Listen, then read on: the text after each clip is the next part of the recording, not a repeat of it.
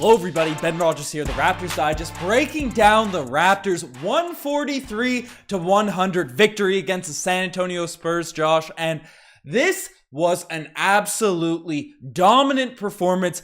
Players 1 through 15, every single guy that stepped out on the court came out and showed what they had for the San Antonio Spurs, who have been good this season. I know they're a team that, people said were alien hunting coming into the year looking for Victor Wembanyama, but they've been getting wins. They're now 5-3. They're 5-2 coming into this game, and I know they're dealing with injuries and stuff, but they played hard, but the Raptors just came out with so much speed, so much intensity. Our starting five tonight just crushed them from the jump. Then as the game went along, it was something to behold. This Raptors team coming in with those starters, as we know, that can execute, but a bench that looks not only competent, but dominant. Maybe it's the CJ Miles in the building, bringing back some of that bench mob energy. This was a perfect game for the Toronto Raptors, Josh. How are you feeling about this one? Feeling good. The offense is coming together. We're starting to see those bench pieces make a contribution, which they needed to. You look at the offseason and some of the things we added. So I think internally you wanted a jump from your depth. I'm talking about Precious Achiuwa. Chris Boucher also coming back on a re-signed contract to come off the bench. Otto Porter coming in as a free agent. We needed to improve the bench scoring, and tonight you see it come to fruition. I mean, we'll talk a little bit more about Otto, but everyone that stepped on the court tonight contributed something offensively, even late into the game. So it was exciting. I think that obviously the Spurs were not supposed to do well this season, and they come really injured into this game. No Keldon Johnson, missing a few other guys. But hey, I'll take a W against a 5-2 team on the road. That's definitely a positive, and I was happy with the Raptors. Yeah, it was, we've had such a difficult schedule starting off. The fact that we come in and, we've been dominant against these. I guess the Hawks aren't even a lower tier team, right? They weren't an upper echelon playoff team, but they brought in DeJounte Murray. But in the past two games, we have looked phenomenal. And it starts on the defensive end of the court. We'll get into Pascal's triple-double. We'll get into the Scottie Barnes award. We'll get into all that. But the defense, the level of defense that we played tonight was outstanding. And you know what? It all starts with OG Anunoby, a guy that was dogged on starting off the season. Tonight had a really strong all-around game. I'm pressing all the wrong buttons here, but OG Anunoby in this one, he had 18 points, 5 rebounds, 3 assists, which would be a great night in itself. 7-12 shooting from the field, but 5 steals, and honestly, probably could have been more with the number of deflections and the number of times he just stayed in front of people and the ball just bounced off the other team's players. Like, OG Anunoby was an absolute force to be reckoned with on the defensive end, and I know they don't have like a superstar scorer on the San Antonio Spurs, but whether OG was matched up against Jakob Poeltl or Zach Collins, one of the bigs that were effective in this game, he was able to stop those dudes, or even a Trey Jones, a Josh Richardson, one of their more quicker guards. OG Anunoby is a quintessential dude that can guard 1 through 5. He's, he clamped Trae Young last night too, put him to, 10 turnovers. I know that was the Raptors defense, but OG was locking up, and the length that we have, just getting into passing lanes, and the defensive schemes, the Nick Nurse defensive system that everyone was bagging on. Oh, no one knows how to run this. We have a young team. We need to dumb things down for our athletic young group. No, we're seeing what this defense can do now. Just jumping into passing lanes, our help side rotations, they are on a string. If we throw a double, if we have a help side defender, drops are happening immediately. And not only drops, but that second line of help defense, they're just automatically going to the right player. It's like, whether it's Nick Nurse's schemes or just the player's basketball IQ, they know where that next pass is going. They got the long arms to steal it. Heck, even Khem Birch was getting steals at the top of the key tonight. If we play defense like this, we can run with any single team in the NBA. Most definitely. And I mean, you look at the defensive numbers tonight. I mean, when the Spurs are expecting guys like, Doug McDermott and Bates Diop to go off and score all their buckets, and you got OG Anunoby guarding you as a primary defender, that's just the result you're going to get. I'm sorry, but this team is full of absolute world-class defenders. And it's, to me, I think that they can lock down the best in this league. And we saw it against Trae Young. And it is a system, to really touch on what you're saying. So I really do agree that we are going to hang our hat on defense. And when the offense can't figure itself out, that's what's going to bail us out. And I feel like no matter what the offense looks like, the defensive effort's going to be consistent, and that does come back to Nick Nurse. So we can tie this into the point about Fred VanVleet, but clearly this team is built to be positionless, and when we can play positionless on both ends, you get to be more fluid. It kind of suits the style of play we're trending toward. Do you think that Freddie's absence right now is revealing maybe some better strategy for the team? Well, you said the word fluid in there, and before we dive into this, because this is the segment I want to discuss, we gotta give out an award where everyone knows the criteria is fluid for this award. For people that aren't aware, it changes every single game. Josh, can you get a little drum roll going, please, there, sir? Because tonight, the Scottie Barnes Award, it's going to the guy that was the most effective point guard out there on the court, the guy that sped up the basketball to a pace where the Toronto Raptors could just get bucket after bucket in transition, and it's going to none other than Scottie Barnes tonight, who in this game, we'll look at his stats first to build off the points that you were talking about. 15 points, 5 assists, 4 rebounds, 7 of 13 from the field, knockdown. He's looking confident in that three-point shot, but I know the big topic of discussion is going to be, Fred VanVleet's been out the past 2 games, and we've absolutely not just won those last 2 games, we have just massacred 2 very solid teams. Right, the Atlanta Hawks are a team that, has deep playoff aspirations this year, and the San Antonio Spurs, maybe on paper they don't look that great, but they were 5-2 coming into this game. We just bullied, dominated, whatever verbs you want to use, we did it to those San Antonio Spurs. And while I see where people are coming from with positionless basketball and all that sort of stuff, like I get that on paper and stuff. Fred VanVleet is an effective defender, whether he's guarding probably 1 through 3 with his strength, his hands. Height's an issue on defense when you're point guard guarding 7-footers, but Fred VanVleet holds his own with pretty well anyone. So I don't think he's a problem, a deterrent on the switchable defense. Maybe he doesn't get in the passing lanes as much, but he makes up for it with the way he pokes balls loose. And offensively, the Raptors team, we have seen this squad go through spurts where we go cold on offense. And Fred VanVleet, with the exception maybe Gary Trent Jr., is our best shooter, right? He's our most competent guy at knocking down those three-point shots, can create. We've seen at the start of the season, he's improved his passing. Fred VanVleet is an absolute asset to this team. I don't agree with the sentiment that he should be waived, but should be gotten rid of, should be, benched or anything like that. I don't agree. He brings a lot of value to the team.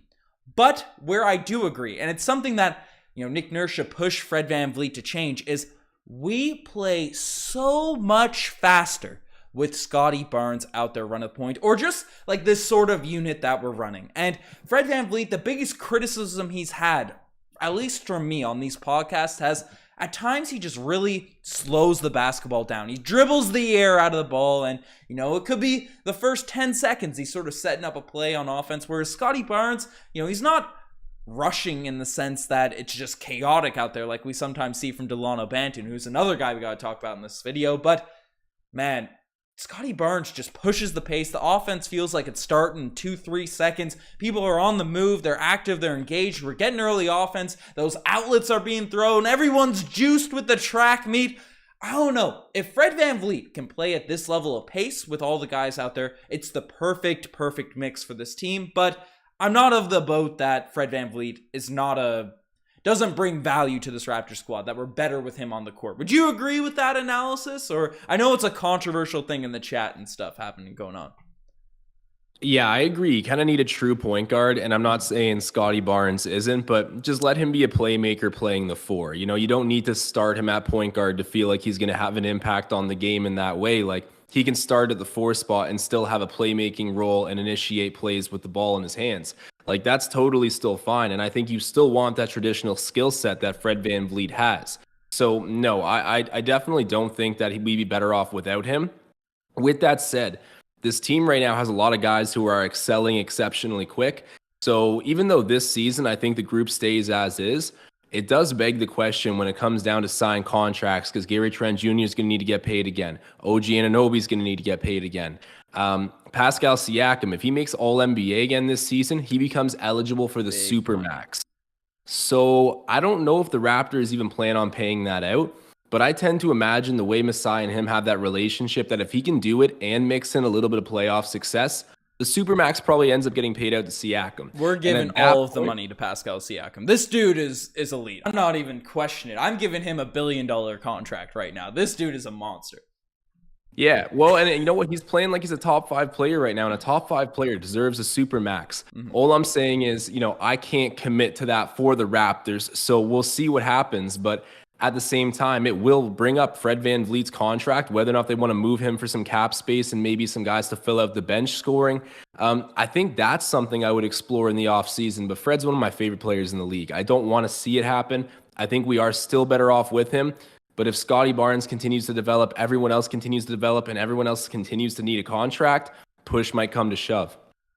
I don't know. I think if we just speed up Fred VanVleet's game, if there's more of an emphasis, get the ball up the court a bit quicker, I think we need one of those small guards to match up against those. I know he gets worked by Tyrese Maxey, but with the exception of Tyrese Maxey, Fred VanVleet is one of the best on-ball defenders, in terms of guarding smaller guards. He's super quick. He has that strength to where he can't get bodied by these offensive players. So we need one of those quick small guards to go alongside Gary Trent Jr. He's a consistent three-point shooter for us, and he's really our leader, right? He's the guy that he's effectively taken that Kyle Lowry role in terms of making sure everyone's in their place, making sure everyone's ready to go, locked in. He's an NBA champion. He's won a Finals MVP, or he's gotten a Finals MVP vote. Hasn't won a Finals MVP. He deserved it over Kawhi Leonard. That's the narrative we're pushing here now in the future. But no, I don't think we'll see how all this stuff plays out. If we get a bigger sample size of Scottie at point guard, we see how it happens, and it's just this effective night in, night out, then maybe I'll be swayed a little bit more, but Fred VanVleet's elite for the squad. He's an all-star last season and all that. But Josh, we've gone how far into the spot? 12 minutes, and we haven't even talked about the dude that has been a top 5 player for us. There's no ifs, ands, or buts about it. He's been at that level this season.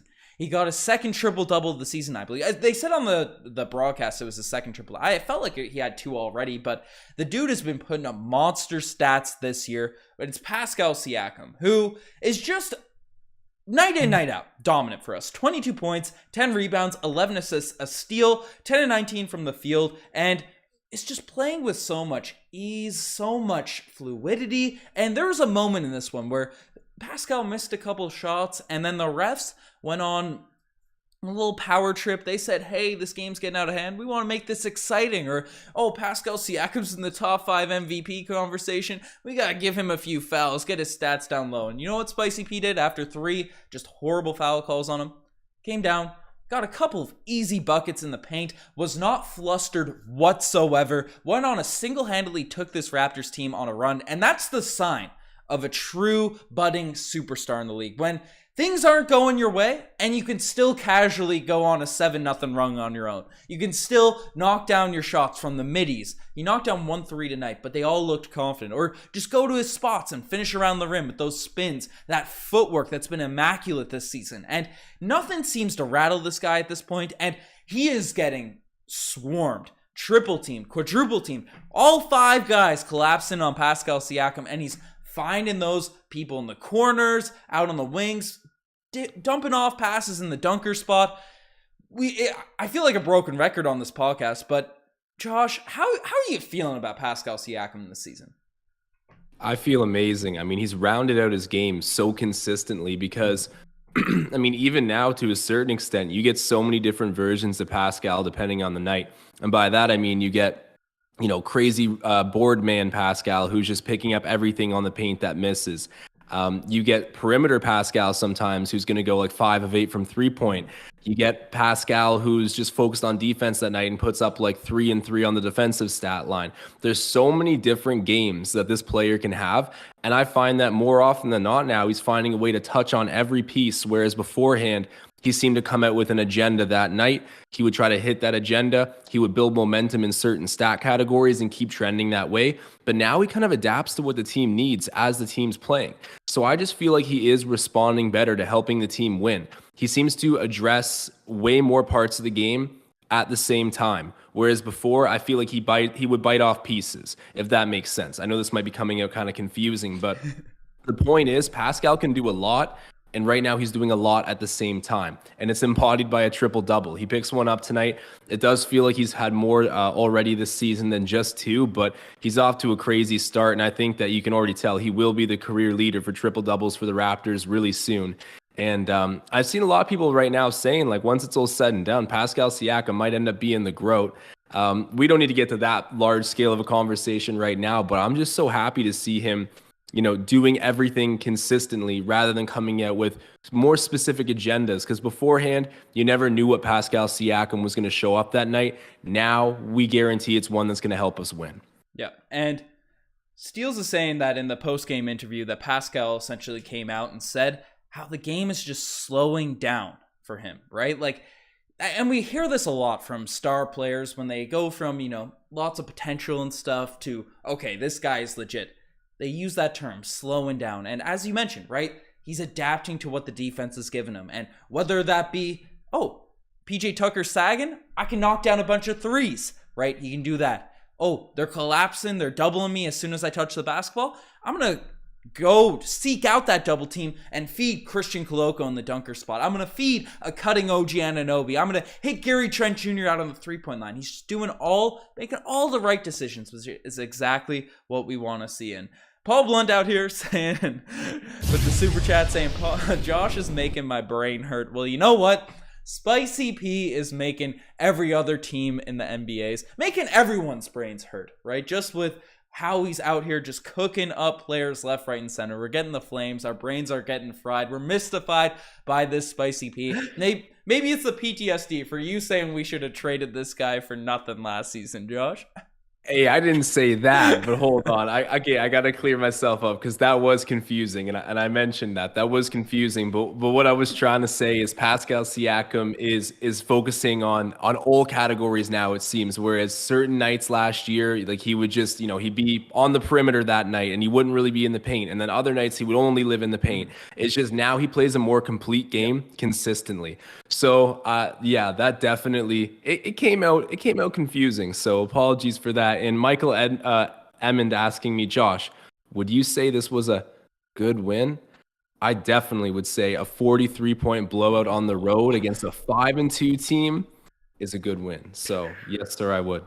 Pun gun fun. You'll love to see that. But Pascal wasn't the only guy. I don't even think he was our lead scorer tonight. He was not, and that was our star boy, Gary Trent Jr., who is just an absolute bucket. There's no other way to put it. Because tonight, he came out, had 24 points in this game, a plus 35 for the game, 2 steals, 2 assists, 3 rebounds, 9 of 17 from the field, 2 of 6 from the three-point line, and man, just hitting shots that are super timely, just coming out here, dribble pulls, straight in guys' faces. As soon as that ball gets kicked out to him and he gets a clean look, it's automatic. It's automatic out there for Gary Trent Jr. And as I said with Fred VanVleet, we need a couple guys on this team with the length and the mobility and the long boy lineups that we have, where the three-point shooting is sort of secondary to the energy and the defense. It's sometimes there. And tonight, felt like it was there for most of the guys on the squad. Just having certified bucket getters and Gary Trent Jr., to a lesser extent Fred VanVleet, is the perfect complement to these group of guys. And Gary Trent Jr., I just feel so confident in this man catching those kick-out shots and not being able to knock them down on a consistent basis. And that feels rare for a Toronto Raptors wing, at least looking at the history of this team. Yeah, it does. And Trent Jr. is just like, it's so hard to find a guy on this Raptors team that does want to hunt those type of shots. And right now he's hitting the most difficult ones too. So I think that when you trade away Norman Powell, who is basically a walking bucket, you needed to get that and then some in return. And Trent Jr. has been delivering on those kind of intentions with the trade. So he brings you that kind of shot making ability, but he's younger and I'd say a lot better of a defender. So again, standing on that trade, that was a huge upgrade for the Raptors, and he just continues to develop. So he has that bit of a not a raw offensive game, but like, just a high score confidence that the Raptors definitely needed to mix into this group, because this team has been raw offensively in recent years, and he brings that really finesse edge. Yeah, no, without a doubt. And, we've talked about the start. Well, we haven't talked about, we start off with OG Anunoby, but Christian Koloko, a plus 30 tonight, going up against Jakob Poeltl, who looks like a monster out there. He's been playing amazing for the San Antonio Spurs, but my goodness, am I in love with the potential of Christian Koloko? He's out there. He only had 1 block in this game. Like, looking at the box score, it's nothing crazy. 2 points, 6 rebounds, 1 block. But that man is a deterrent at the rim. Any guard, any big drives in there, he's having an impact on that shot.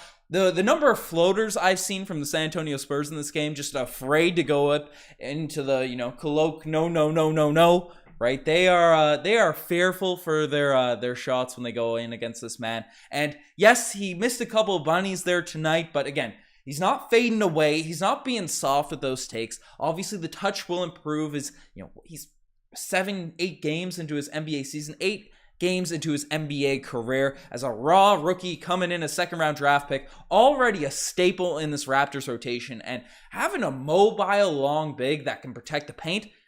Masai Ujiri and Nick Nurse must be drooling over this dude, and he isn't even a quarter of what he's going to be in his NBA career.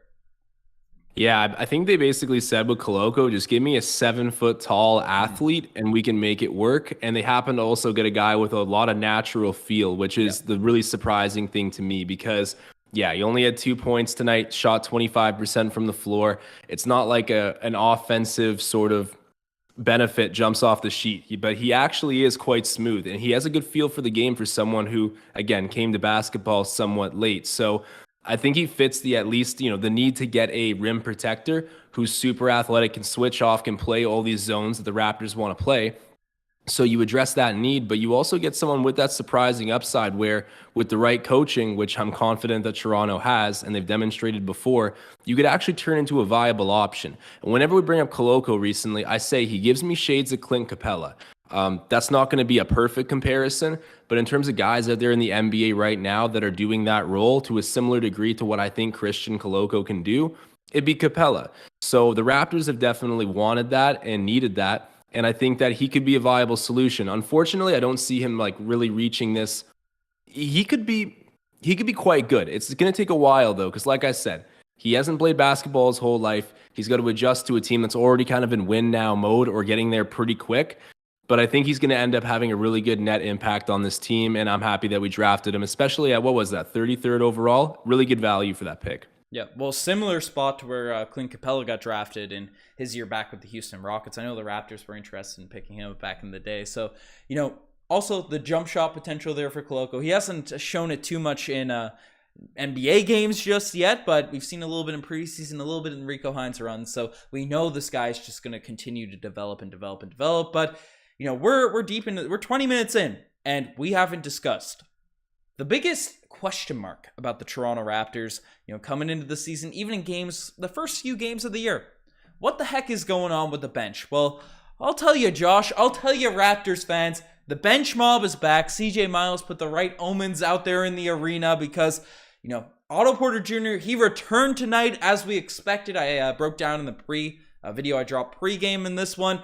Chris Boucher is absolutely elite. I'll run through the box score and we can just talk through the players. Boucher had 17, 8, 2 assists, 2 steals. Delano Banton's coming in looking like he should be in the 3-point contest. I've seen some people discuss in the chat. 13 points, 1 block, and just pushing the pace for this squad. Precious Achiuwa getting the propaganda rocking. 12 points, 6 rebounds, and then Thaddeus Young even got a little bit of run. Kem Birch got a little bit of run. Malachi Flynn got 8 points himself, right? This is a squad out here on the bench, fully healthy. This is the bench we were expecting from the Toronto Raptors coming into this year. What storylines do you sort of want to run with the bench? Because we got a lot we could really sink our teeth into with the guys who came into the game. Got to start with Chris Boucher, man. What a game defensively, offensively, just all around. Like, you put him out there and he does something, whether it's defensively, whether it's taking a charge or getting a big dunk or stretching out the floor, he does something. He gives you a ton of momentum. And then when you give him what happened to be 25 minutes tonight, you end up with a really good stat line. Some nights he's not going to play anywhere close to that 25-minute mark, but I guarantee you, no matter how long you put him in the game, he will at least change the complexion for a few plays. And if you leave him out there long enough, he has the chance to kind of take over. He's such a weird player, right? Because he hasn't ever stuck in the NBA as a guaranteed rotation guy. And I remember at points last season, we were sitting here talking about is he even playable? Like, do we give this guy an extension? And of course, Masai and Bobby Webster wheel out a pretty decent deal to him, and it's looking like it was worth every penny right now because we needed bench scoring, and he fits the defensive scheme that we're trying to execute perfectly. And I mean, I was just in love with his game tonight, and having him be a Canadian is just like a massive cherry on top. So got to begin with talking about Chris Boucher. I loved his game tonight. Yeah. And that was really at the start of last season. Boucher, for the opening month of last year, was horrific. And then after, I'd say, especially December, certainly December, probably after November last season, he turned back into the Chris Boucher we were expecting, coming into that year, because the prior season, he was averaging 13 points per game, if I recall correctly. He was an elite player off the bench for this squad, and, obviously was a big factor in the playoffs for the Raptors last season, and is our most consistent bench piece. I think that's a fair assessment for Chris Boucher right now. Obviously, the jump shot can come and go, but defensively, he's always going to bring it to you with those long arms, blocking shots, being mobile, and all that sort of stuff, right? Can finish in the lane, can finish just basically anywhere around the rim, and the three-point shot is like a cherry on top. And we have a super chat coming in from Dijit Singh Narwhal saying, good to see the Raptors and Spicy P being dominant. Reing up the channel membership. Love to see it. I appreciate everyone joining up for the channel membership, getting that super chat in there. But man, Boucher, he's like our consistent guy. He's our consistent piece. Having him back in the rotation has been great. But the one guy that everyone thinks could play a similar role off the bench for the Toronto Raptors is none other than Otto Porter Jr. Mr. Automatic, Grand Theft Auto, that's why I named my fantasy team this year in the Raptors Digest Fantasy League. In the game tonight, the box score wasn't crazy. Didn't get a lot of run tonight in this one, but 5 points, 3 rebounds, 2 steals, and I thought he was extremely active in this game. We can see just the impact this dude is going to have on the defensive end once the games start getting, the game was pretty well out of like a 20-point, 30-point blowout, it felt like, whenever Otto Porter Jr. was in there. So he's kind of passing the ball around like he's the vet, trying to get everyone involved, slowly integrate himself in. But he is hustling out there on the defensive end. He's making good decisions. He's quicker than I sort of expected, from a 3-and-D guy. What was your initial sort of takeaway from Otto Porter Jr.'s game? I think it looks solid, but I got to be honest, I was disappointed with the debut, and not because of Otto, just because of, like you touched on, the situations he got put into. He only got 10 minutes, and it seemed like when he was in there, we already had the foot on the gas so hard that we weren't going to notice him swinging momentum too steep, and also he was trying to feed the ball to his teammates because you had that luxury with a lead and that much momentum. I think that, when it comes down to the wire and once those minutes restrictions kind of come off, then I think you'll see him really come together and be the player that he was for the Warriors because, Chris Boucher being our most consistent player off the bench is great, but I don't think it's like a championship level statement because Chris Boucher does have his ineffective nights. I tend to think, again, like if he does one thing poorly, he'll come out and do another thing strong. But still, Otto Porter can be a really valuable piece to what the Raptors need. Yeah. So I was happy. I thought he looked sharp out there. Only 5 points. Again, I wish there was more of an exciting debut for the guy. But the reason that it wasn't is because we were just demolishing the Spurs. So not upset by any means, but I wish we got to see a bigger coming out party for Otto, but I shouldn't be surprised with the restricted minutes and the fact that we took care of the Spurs. But still, he passed the eye test. He looked good. Yeah, I think it's going to be a lot of positives there. And the Raptors got some sneaky depth on this team. Thaddeus Young coming in the deep bench. Malachi Flynn coming in the deep bench. I think the last player, Precious Achiuwa, was solid. Didn't look great in his first stint, but in the second half, the game was kind of a blowout. Precious was absolutely dominating I don't know if it's the bench unit for the Spurs, but not their main guys that they were starting with. Precious was just bullying them in the fourth quarter. But Delano Banton, Josh, I know you're a Malachi Flynn guy, and I've been making my case for Jeff Doughton out here on the pods. Where's Tom M? I saw him in the chat there earlier, but Delano Banton looks really good there tonight. I went on a little rant there this weekend, saying, what's to do about Fred VanVleet, all that sort of stuff. And I sort of brought up Delano Banton needs how to learn to play with good players, right? When he's not dribbling the air out of the basketball, he needs to learn how to cut, right?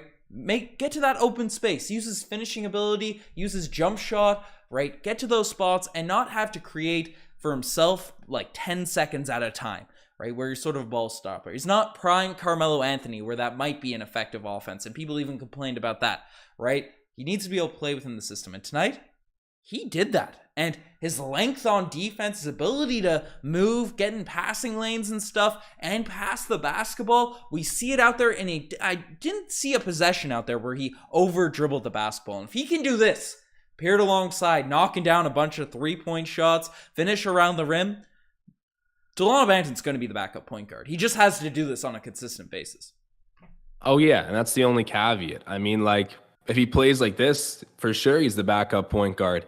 Let's be completely real. This is an actual rarity. I've never seen Delano Banton go 3 of 3 from three-point range. I mean, that is very impressive. I'm not acting like that's an expectation, but tonight was a rarity, and he did it in a blowout game for the Raptors, and 2 of those three-pointers came in garbage minutes when the Spurs had the absolute bottom of the barrel on the court. So I'm going to still look at Delano Banton with a critical eye, because if he wants to be the backup point guard, he's going to need to go out there against the best teams in the league and play meaningful minutes where we might be behind, trying to carve out a lead, whatever it is. Like, it's not going to be this situation for him every time. And at the end of the day, it's still only 13 points. Again, very happy with him. But the Delano Banton, like, everyone takes any like bit of positivity we see for Delano Banton and gets right back on the bandwagon with it. And I know I'm getting berated a little bit in the comments for being overly negative, but I do feel like somewhat of a realist a little bit when it comes to this team. And with Delano Banton, I've certainly been that. And I've just said that he's got to develop one skill set enough to fit in positionally, because, yeah, he can be a bit of a ball stopper otherwise. So if he plays like he played tonight, that backup point guard position is definitely his. I'm not going to advocate for anybody else as long as he can do that. But it's just yet to be seen on a consistent level or against valid opposition. So we'll see what happens. 5-2 Spurs. Don't sleep, Josh. Don't sleep. Tom Enton's giving super chats right now. The man that was roasting us on podcasts for not gassing up our guy Delano Banton, saying, "Yeehaw!" This was how Banton played for the 905. Just wanted to throw that out there while you're not jumping on the Delano bandwagon just yet. Fully, at least. Not yet. Step in the right direction, though. Yeah, step in the right direction. We're getting that stuff rocking. But, folks, we got to swing into the segments, and there's a lot of stuff that we got to talk about tonight. And first thing we're going down is none other than the spicy pea lay of the day. And my goodness, there were a bunch of these moments tonight. It felt like just a whirlwind of Raptors getting crazy stop on defense, deflection, steal, fast break, dunk for Scottie Barnes, dunk for Delano Banton, dunk for Khem Birch. Khem Birch is out here at the top of the three-point line getting steals and dunking it down on the other side. Pascal Siakam had a couple of just swift, I'm messing up the headphone, I don't even care. Swift little spin moves. I can't get the full spin out here going, but any specific moments for you, Josh, that really deserve the spicy pea of the day? Channel members also get your spicy peas out there in the chat.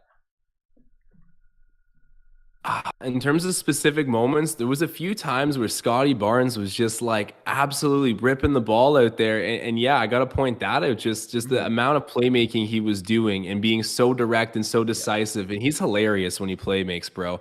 If the pass is obvious, he's still going to look in the exact opposite direction just for the sake of throwing a no-look pass. Like, I love the flair that he plays with. To narrow it down to one play, I guess I can't really right now, but there was definitely a lot to celebrate tonight, and the passing of Scottie Barnes was one of them. Scottie Barnes be watching my mixtape. That's all I'm saying. I've never thrown a pass where I've looked at the person. That's Ben, that mixtape is next level. I hope everyone in the chat has seen your mixtape, Ben. Ben Rogers high school mixtape. The no-look passes, Scottie Barnes stole my style. That's what I'm running with. 1v1 Scottie Barnes passing competition. Let's go.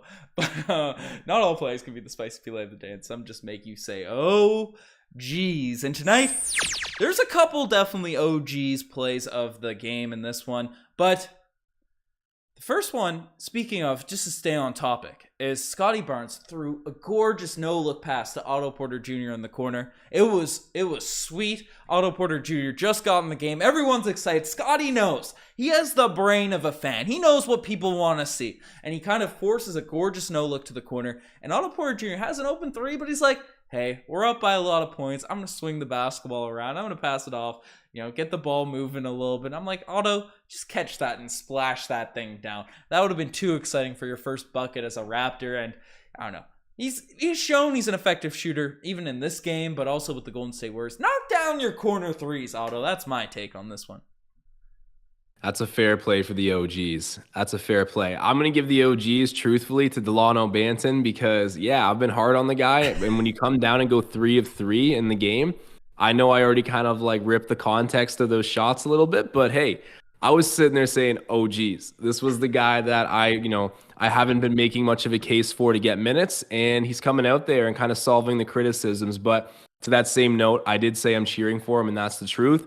So we need a position, or we need to fill that position at backup point guard. And it's a step in the right direction, man. But when he went 3 of 3, I said, oh, geez. So I'm going with Delano Banton tonight. Hey, Delano Banton, he's coming. If he can play like this, man, the potential, it's all coming together. It's just got to get consistent. But the final, the infamous, the one, the only, the Paul Pierce Golden Kazoo Award of the evening. And first one's going to GPW in the chat saying, didn't Riker win the one-on-one?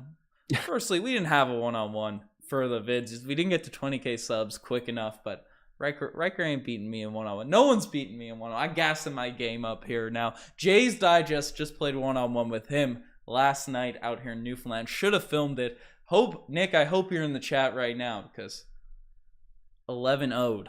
11-0'd. Nick averages like 30 points per game for our D2 team. 11-0'd last night, then 11-3'd. So getting that out there. But Josh, to keep it in the context of the game, do you have a golden kazoo for the game here tonight? Yeah, I'm going to give it to Josh Richardson on the Spurs. He's trying to step our guy Boucher. Yeah. You're poking that bear, and we motivated him. So golden kazoo goes to Richardson. Hold that L. Other than that, I ain't got anything to say about it. Yeah. L going to the San Antonio Spurs. Kazoo's going to the San Antonio Spurs. 43-point L. That's just embarrassing. That's just foolish. I'm not a hater. I do hate the San Antonio Spurs from back in my childhood when they used to beat down on Steve Nash, who just got fired from the Brooklyn Nets. So, whenever I see the Spurs lose, I also don't like the Brooklyn Nets franchise. I've made that known on this podcast for years, since the 2014, since they stole Vince Carter and stuff. So to see the Spurs take an L, the Nets taking some L's lately, you love to see that. But Josh, let's see what people have to say in the chat about this game, about everything that's going on. And people are saying, Bush League, Ben needs a vest ASAP. Get this man a bulletproof vest. What is happening? What has this chat gone current? Raptors fan bringing up weird stuff. Saw About Time absolutely roast Raptors fan earlier. You love to see that. But the golden kazoo goes to Nick Nurse's hairline for real. Nick Nurse's hairline's gone, bro. It's done. It's absolutely cooked. Hate to say it, but being a head coach in the NBA is stressful, and that thing pieced out. Man, that's just sort of how it goes. Man, people didn't notice. I don't know who I recently told this, but the Nick Nurse tank, he's a bald man on that tank, so maybe he just goes full Michael Jordan, goes full baldness. You love to see that. But we got people bringing up love triangles and stuff. About Time saying, when is TSN going to hire Ben and Josh? They need some appealing youths. About Time out here wilding in the chat. We're not worried about TSN. Digest Media to the moon, baby. That's what we want to see. But Mixtape Ben got life of itself. Love to see that there. And got super chat coming in from Tom M saying, where is the watch along, Josh? Where is it? What's happening? Yeah, so this is something that's definitely gonna get addressed soon. So we will get that going. We're waiting on something to figure this out. Exactly. Yeah, and that's something is in the works as of this week, but we hopefully have some big news coming soon, and then I'll be back to screaming at my webcam during the live watch along. And for anyone that wants to join me, it's always been a fun time. But we will have news on that real soon, and I think I would say 90% chance that it comes back and should be back soon. Yeah, we'll figure something out for the live watch along because they're too fun to stop. But we got all that stuff happening. Trip to Turkey soon for Nick Nurse. Trying to get that hairline back. You'll love to see that there. But did Ben just admit to being in a love triangle? Boys, I'm always in those love triangles, like Taylor Swift out here, or whoever be bouncing around. What are you waiting till after the wedding? No, weddings are coming. We're getting that rocking. You guys drop a freestyle on the Scooby Doo beat. The chat is just out here wilding right now. Get some Mongolian fishing boots and invest in rare fish. People are people, Solid advice. From Newfoundland, get the fresh fish. Josh, this game has been wild. The chat's been popping off. We have 489 people in here. Folks, we're also on that road to 27,000 subscribers right now. You guys have been killing it, hitting the sub button. I'm not even worried about likes. I'm worried we only have 80 likes too, which is kind of crazy, but definitely hit that subscribe button. It helps us out big time. Trying to grow all the channels, trying to get all that sort of stuff beefed up. So if you guys haven't been subscribed to the channel, we really appreciate all that stuff. Jay Samuel saying, the Cavs won. That's unfortunate. The Nets lost today. The Sixers lost again, which is nice. Any other teams you're sort of keeping an eye on before we sound it off here, Josh? No, Cavs won in overtime too. That was a crazy game in Boston, but no, nothing really. I mean, the East is going to be a dogfight all season. It's going to be crazy, but no, nothing in particular. Already the big ones being stated in the chat. Yeah, no, for sure. Yeah, Bucks 7-0. It's crazy. At least the Celtics lost, which is nice. Just lots of fun stuff. OnlyFans is getting brought up again. That's the signal that we need to sign it off, folks. You guys are the best. Love the chats. Love the Raptors getting massive W's. As mentioned, definitely subscribe to the channel. Tell your friends. Tell them about all Digest Media. Who needs TSN? Josh and we're growing Digest Media. Philly on the Leafs. Nick and Peter on the Jays. Jesse and Josh out there on old Habs Digest. Tyson Mark on F1.